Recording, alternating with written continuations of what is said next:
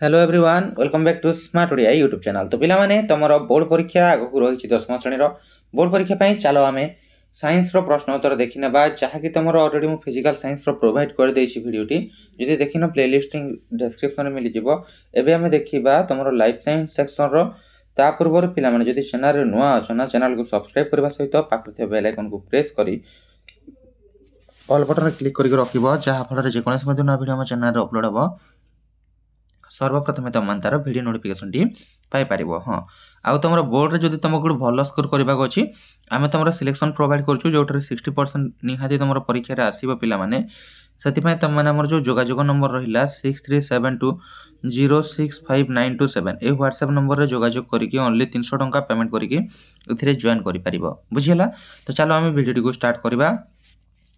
गर्भाशयर नलिया अंश को कोन कहआ जाय पिला माने ऑप्शन ए रे रहिछि डिंबवाही नली, जरायुग्रीवा ना शुक्रवाही नली ना नाभिरज्जु।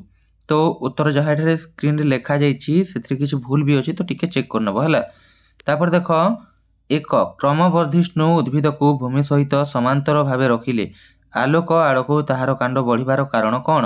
ऑप्शन ए रे अछि अग्र अंशर ऊर्ध्व भाग रे अधिक सांद्रता विशिष्ट हार्मोन ना अग्र अंशर ऊर्ध्व भाग रे हार्मोन रो सांद्रता कम ना अग्र अंशर निम्न भाग रे हार्मोन रो सांद्रता कम ना अग्र अंशर उभय भाग रे हार्मोन रो सांद्रता समान।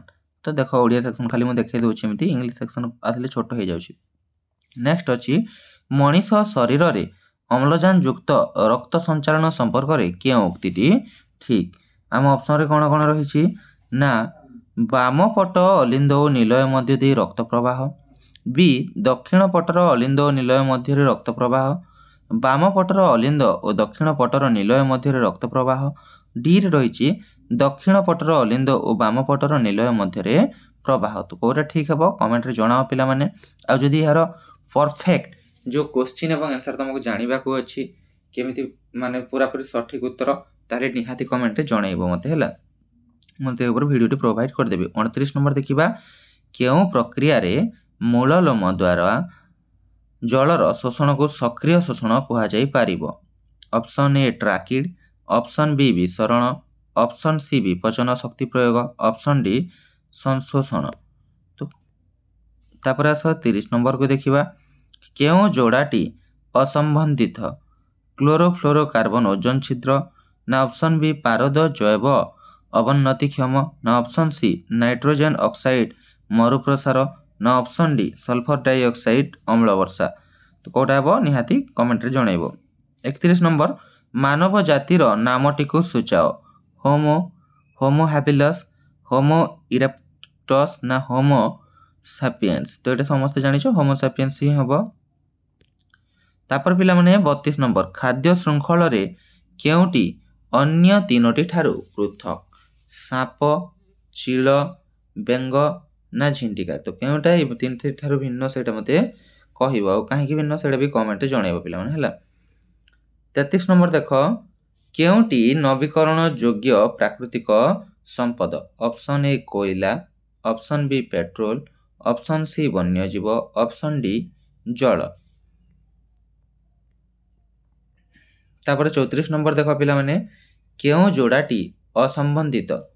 ए स्तन्य ग्रंथि ऑक्सीटोसिन, बी पिनियल ग्रंथि जुबक्रांति, सी आपादकालीन ग्रंथि एड्रेनाइल नालिन ना ऑप्शन डी थायराइड ग्रंथि पाराथर्मोन।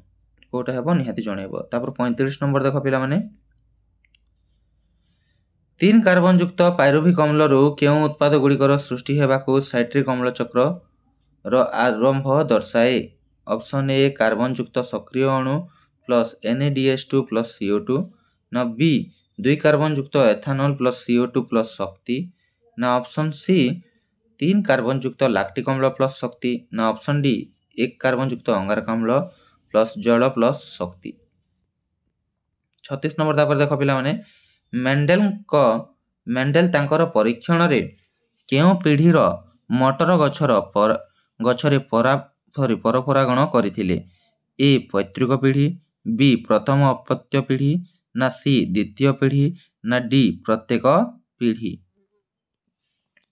37 नंबर तापर पिला माने ମେଣ୍ଡେଲ ତାଙ୍କର ପରୀକ୍ଷଣରେ ଚୟନ କରିଥିବା ମଟର ଗଛର 7 ଯୋଡ଼ା ବିକଳ୍ପ ମଧ୍ୟରେ କେଉଁ ଗୁଡ଼ଟି ଅନ୍ତର୍ଭୁକ୍ତ ନୁହେଁ?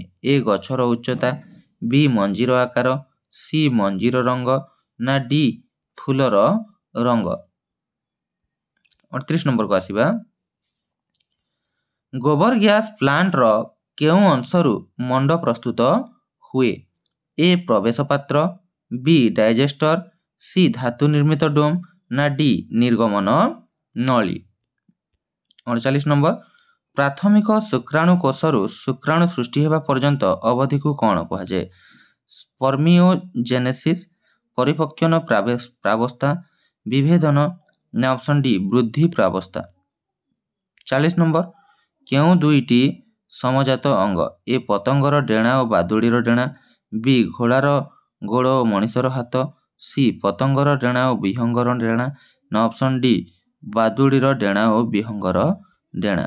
41 ନମ୍ବର। ବଂଶ ବିସ୍ତାର ସମୟରେ କେଉଁଟିରେ ଅନୁଲମ୍ବ ଦ୍ୱିବିଭାଜନ ଦେଖାଯାଏ? ଏ ୟୁଗ୍ଲିନା, ବି ପାରାମେସିୟମ୍, ସି ଏମିବା, ନା ଡି ପ୍ଲାଜମୋଡ଼ିୟମ୍?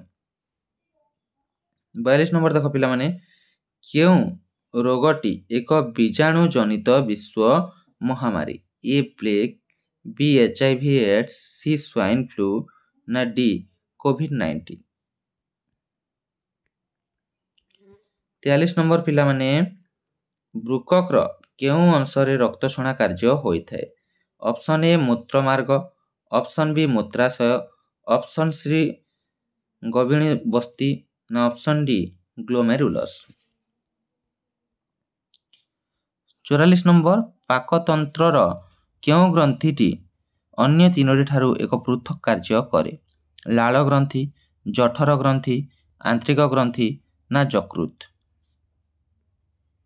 45 ନମ୍ବର ପିଲାମାନେ, କୋଭିଡ-19ର ରାସାୟନିକ ଗଠନରେ କେଉଁ ଉପାଦାନ ଗୁଡ଼ିକ ଥାଏ?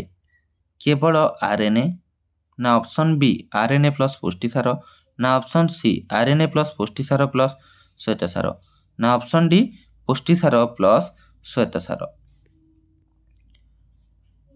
46 ନମ୍ବର। କେଉଁଟି ସ୍ୱସ୍ଥାନେ ସଂରକ୍ଷଣର ଏକ ଉଦାହରଣ? ଉଦ୍ଭିଦ ଉଦ୍ୟାନ, ଜାତୀୟ ଉଦ୍ୟାନ, ନା ଆକ୍ୱାରିୟମ୍, ନା ଚିଡ଼ିଆଖାନା? 47 ନମ୍ବର ପିଲାମାନେ, ଶ୍ୱାସତନ୍ତ୍ରର କେଉଁ ଅଙ୍ଗରେ ଗ୍ୟାସ୍ ବିନିମୟ ହୋଇଥାଏ? ଶ୍ୱାସନଳୀ, ଶ୍ୱାସନଳିକା, ନା ଗ୍ରସନୀ, ନା କୋଟରିକା? 48 ନମ୍ବର। ଉଦ୍ଭିଦର ରେଚନ ସଂକ୍ରାନ୍ତ ଭୁଲ ଉକ୍ତିଟିକୁ ସୂଚାଅ। କୋଷ ମଧ୍ୟସ୍ଥ ରସଧାନୀରେ ବର୍ଜ୍ୟବସ୍ତୁ ସଂଗ୍ରହ ହୋଇପାରେ। ଅପସନ୍ ବି ପରିପକ୍ୱ ଜାଇଲେମ୍, ରେଜିନ୍, ଟାନିନ୍ ଭଳି ବର୍ଜ୍ୟବସ୍ତୁ ସଂଗ୍ରହ ହୁଏ।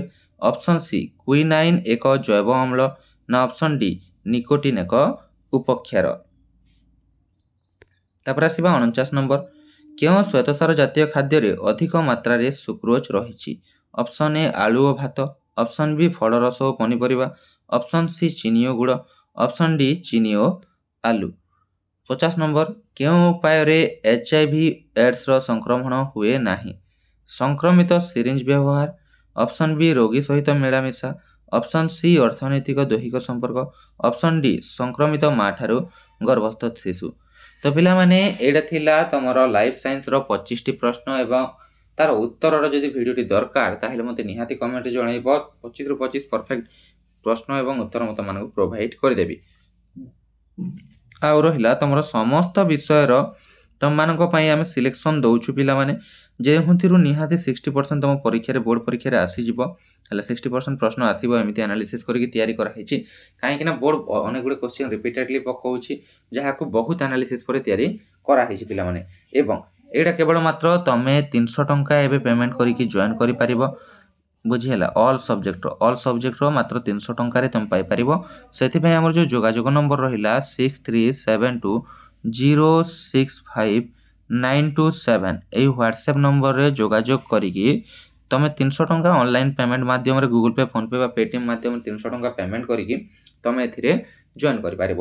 ତ ଆଶା କରୁଛି ପିଲାମାନେ এই ଭିଡ଼ିଓଟି ତମମାନଙ୍କୁ ପସନ୍ଦ ଆସିଥିବ। ଯଦି ଭିଡ଼ିଓଟି ପସନ୍ଦ ଆସିଥାଏ ଭିଡ଼ିଓଟି ଗୋଟେ ଲାଇକ୍, ସେୟାର ଏବଂ ଚ୍ୟାନେଲକୁ ସବସ୍କ୍ରାଇବ୍ କରିବା ସହିତ ପାଖରେ ଥିବା ବେଲ୍ ଆଇକନ୍କୁ ପ୍ରେସ୍ କରି ପିଲାମାନେ ଅଲ୍ ବଟନରେ କ୍ଲିକ୍ କରିକି ରଖିବ, ଯାହାଫଳରେ ଯେକୌଣସି ମଧ୍ୟ ନୂଆ ଭିଡ଼ିଓ ଆମ ଚ୍ୟାନେଲରେ ଅପଲୋଡ଼ ହେବ ସର୍ବପ୍ରଥମେ ତମେ ତାର ଭିଡ଼ିଓ ନୋଟିଫିକେସନଟି ପାଇପାରିବ। ଆଶା କରୁଛି ଦେଖା ହେବ ଯଥାଶୀଘ୍ର ଏକ ନୂଆ ଭିଡ଼ିଓରେ। ସେବେଳ ପର୍ଯ୍ୟନ୍ତ ବାକି ସବୁ ସବଜେକ୍ଟର ବି ଭିଡ଼ିଓ ପ୍ଲେଲିଷ୍ଟର ଲିଙ୍କ୍ ମୁଁ ଦେଇଦେଇଛି ଡେସ୍କ୍ରିପ୍ସନରେ, ଯାଇକି ଚେକ୍ କରିନେବ। Thank you.